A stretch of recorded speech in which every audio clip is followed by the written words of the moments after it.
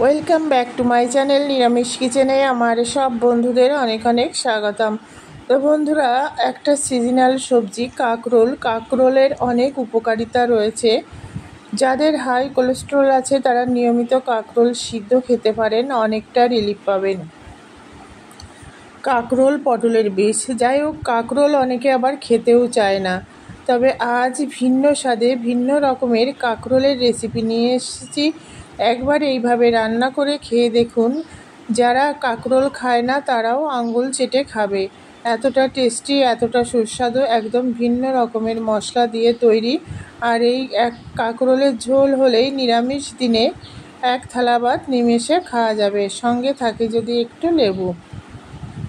Welcome back to my channel নিরামিষ কিচেনে আমার সব বন্ধুদের অনেক অনেক স্বাগতম। তো বন্ধুরা, শুরু থেকে শেষ অবধি দেখুন কিভাবে কাকরোলের এই রেসিপিটা করেছি। নিরামিষ দিনে বা অতিথি আপ্যায়নে আপনারা এইভাবে নিরামিষ কাকরোলের রেসিপি তৈরি করে কাউকে খাওয়ালে সে প্রশংসায় পঞ্চমুখ হবে। আর গরম ভাতে এতটা টেস্টি লাগে, না খেলে ঠিক বুঝতে পারবেন না। তা চলুন দেখা যাক কিভাবে তৈরি করেছি। এখানে 3টে মিডিয়াম সাইজের কাকরোল নিয়েছি। দেখুন, খুব বেশি কচি কাকরোল বা খুব বেশি দানাওয়ালা যুক্ত কাকরোল হলে কিন্তু ভালো লাগে না। মিডিয়াম সাইজের যে কাকরোলগুলো আমি পরিষ্কার করে চাকচাক করে একটু মোটা মোটা করে ধুয়ে নিয়েছি, কেটে সঙ্গে আলু দিয়েছি। আলুটা না দিলে ঠিক ভালো লাগে না, আর আমার বাড়িতে কাঠবিড়ালি আছে, ওর আলু ছাড়া চলে না। কাকরোল আর আলুর সাইজটা সেম পরিমাণে হলে ভালো হয়, সেম সাইজের হলে দুটো কেটে নিয়েছি। এবার এই আলু আর কাকরোলে একটু নুন মাখিয়ে নেব, কোনো রকম হলুদ বা অন্য কিছু মাখাবো না, একটু নুন মাখিয়ে নেব। আর পুরো রেসিপিটাই সর্ষের তেলে করব। এখানে সর্ষের তেল দিয়ে দিয়েছি। প্রথমে কাকরোলগুলি ভেজে নেব, একবারে ভাজা হবে না, দুবার করে কাকরোলটা ভেজে নেব বন্ধুরা। আর ওদিকে দুটো মশলার পেস্ট, একটা মশলায় টমেটো আদা দিয়ে পেস্ট করে রেখেছি, আর একটা মশলায় গোটা জিরে, রোস্টেড চিনাবাদাম, কাঁচা লঙ্কা আছে, কিছুটা পরিমাণ সাদা তিল আর কিছুটা পরিমাণ সর্ষে। দুটো মশলার পেস্ট হবে, থাকবে ঘি, গরম মশলা। তো যাই হোক, এইভাবে আমি কাঁকরোলগুলোকে ভেজে নেব, একটু ঢাকা দিয়ে নেব, তাহলে তাড়াতাড়ি হয়ে যাবে আর কাঁকরোলটা সিদ্ধও হয়ে যাবে। খুব বেশি একদম কড়া করে ভাজবো না, আমরা যেমন কাঁকরোল ভাজা খাই। কাঁকরোল কিন্তু আমার ভীষণ পছন্দের খাবার বন্ধুরা। আমাদের বাড়িতে ছোটোবেলায় প্রচুর হতো, আমরা তুলেছি, পুরো মাচা দেওয়া থাকতো কাঁকরোলের, উঠানে বড় করে মাচা থাকতো কাঁকরোলের, ঝুলে ঝুলে থাকতো, কত ভালো লাগতো। আমরা তুলতাম, মা ডালের সঙ্গে কাঁকরোল ভাজা। আর একটা ফেমাস রেসিপি আছে কাঁকরোলের আমার মায়ের হাতে, সেটা হচ্ছে নারকেলের দুধ দিয়ে কাঁকরোল রান্না। অপূর্ব স্বাদ লাগে। তবে তখন তো বাড়ির গাছের নারকেল ছিল, একসঙ্গে দুটো নারকেল ভেঙে দিয়ে এক গামলা কাঁকরোলের মালাইকারি করতো। আর এখন তো সবই কিনে খাওয়া, কিন্তু কিনতে গেলেও নারকেলের বড্ড অভাব। অনেক দিন হলো নারকেল খাই না বন্ধুরা, আর বাজারে সেইভাবে নারকেল পাওয়াও যায় না। তো এইভাবে কাঁকরোল আর আলুটা ভেজে নেব। দেখুন, আলুটাও খুব সুন্দরভাবে ভাজা হয়ে গেছে, কয়েকটা আলু দিয়েছিলাম। আলু আর কাঁকরোলগুলো এইভাবে ভেজে নেব। কাঁকরোল কিন্তু ভীষণ উপকারী একটি সবজি। এটা অন্যান্য সবজি যেমন সারা বছর ধরে কম বেশি পাওয়া যায়, কাঁকরোলটা সেইভাবে পাওয়া যায় কি না আমার জানা নেই। তবে আমি দেখিনি কোথাও কাঁকরোলটা সারা বছর ধরে পাওয়া যায়। অন্যান্য সবজি যেমন কম বেশি অফ সিজনেও পাওয়া যায়, কাঁকরোলটা দেখিনি, হয়তো পাওয়া যায় অথবা পাওয়া যায় না, যাই হোক একটা হবে। যাই হোক, এই কাঁকরোলের আরও রেসিপি আপনাদের সঙ্গে নিয়ে আসবো। আর আমি দেখছি যদি বাজারে নারকেল পাই, তাহলে নারকেলের দুধ দিয়ে কাঁকরোল রান্না করে একদিন আপনাদের সঙ্গে শেয়ার করব। দেখবেন ভীষণ টেস্টি লাগে নারকেলের দুধ দিয়ে কাঁকরোল রান্না করা, ওটা দিয়েই, আর ওর যা ফ্লেভার, ওটা দিয়েই ভাত খাওয়া হয়ে যাবে। আলুটাও ভাজা হয়ে গেছে,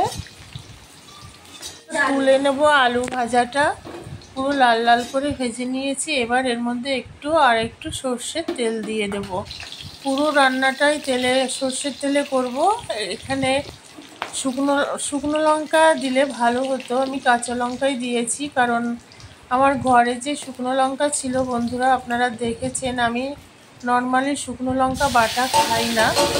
দু একটা ফোড়ন দেওয়ার জন্য আনা থাকে ঘরে, কিন্তু এত বৃষ্টি হলো মাঝে কদিন, পুরো ফাকুন্ডে পড়ে গেছিলো, আমি ফেলে দিয়েছি। তো এখানে শুকনো লঙ্কা, গোটা তেজপাতা, গোটা জিরে আর দারচিনি, লবঙ্গ, এলাচ সব দিয়ে দিয়েছি।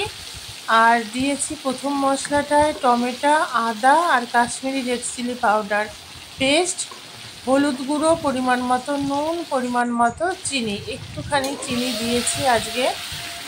এটা যেহেতু সম্পূর্ণ নিরামিষ আর এই যে রেসিপিটা করছি এখানে হালকা একটু মিষ্টি প্রয়োজন, তবে যারা খান না তারা জাস্ট সামান্য একটু দেবেন। দেখুন, প্রতিটা রেসিপিতে সব কিছু যদি সমানভাবে হয় তবে সেই রেসিপিটার স্বাদ তখনই বাড়ে, তখনই দ্বিগুণ হয়। তো দেখুন টমেটো পিউরিটা ভালোভাবে কষা হয়ে গেছে আর কালারটাও অপূর্ব এসছে আর তেলও ছেড়ে দিয়েছে। এইবার যে একটা মশলা তৈরি করে রেখেছি যেটার মধ্যে আছে গোটা জিরে, রোস্টেড চিনাবাদাম, কাঁচা লঙ্কা, আছে সাদা তিল আর সর্ষে দিয়ে আমি পেস্ট করে রেখেছিলাম। এটা মশলাগুলো আপনাদের দেখানো হয়নি, আমি বলে দিচ্ছি। তাই এই মশলার পেস্টটা দিয়ে ভালোভাবে কষে নিতে হবে, আমি লিখেও দিয়েছি, আপনারা চাইলে এটা দেখে নিতে পারেন। এবার এর মধ্যে এটাকে ভালোভাবে কষতে হবে, যত ভালো কষা হবে রেসিপিটা খেতে তত ভালো হবে আর কালারটাও জাস্ট অসাধারণ আসবে। এইভাবে গ্যাসের ফ্লেমটা মিডিয়ামে করে দিয়ে এইভাবে মশলাটা কষে নেব। আর আজকে আমি এই এক তরকারি আর ভাতই করেছি বন্ধুরা, একটা উচ্ছে সিদ্ধ দিয়েছিলাম।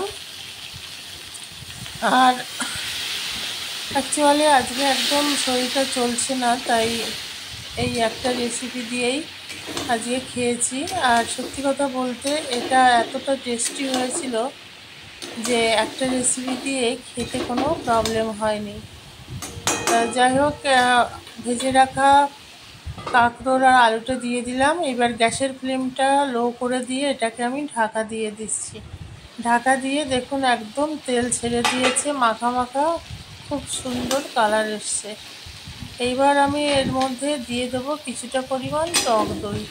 এটা একবার ভালোভাবে নেড়ে নিই, কারণ টক দই দিয়ে বেশিক্ষণ আর এটাকে কষা যাবে না। এইটুকু দিয়ে দিলাম, 25 গ্রাম মতো টক দই দিয়ে এবার এটাকে ভালোভাবে নাড়তে হবে। দেখুন বন্ধুরা, এইভাবে ভালোভাবে নাড়বো, দিয়ে আবারও একটু ঢাকা দিয়ে দেবো। ঢাকা দিয়ে লো ফ্লেমে 5 মিনিট মতো এটাকে কুক করব। তাহলে কী হবে যে রেসিপিটা তৈরি করছি আলু আর কাঁকরোলগুলো খুব সুন্দর ভালোভাবে নরম হয়ে যাবে এবং ঝোলটা খেতে অসাধারণ লাগে। দেখুন এইভাবে খুব সুন্দরভাবে এটা কষা হয়ে গেছে। এবার এটাকে আমি ঝোল দেব। এই সময় গ্যাসের ফ্লেমটা হাইতে রাখবেন। বাটিটা ধুয়ে একটু ঝোল দিয়ে দিলাম। এটা যেহেতু একটু ঝোল ঝোল করব, সেই জন্য একটু জল দিতে হবে।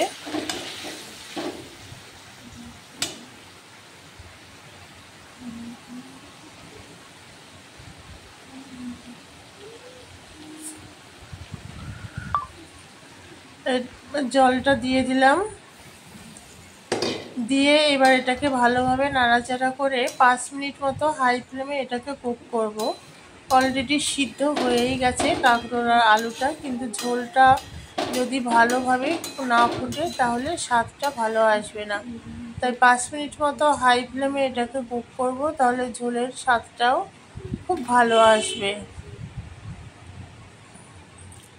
ঢাকা দিয়ে দিলাম।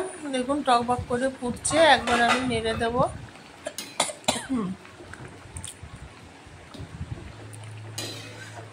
আর এটা খেতেও দারুণ লাগে, আপনারা একবার এইভাবে রান্না করে খেয়ে দেখুন, আশা করি ভীষণ ভালো লাগবে।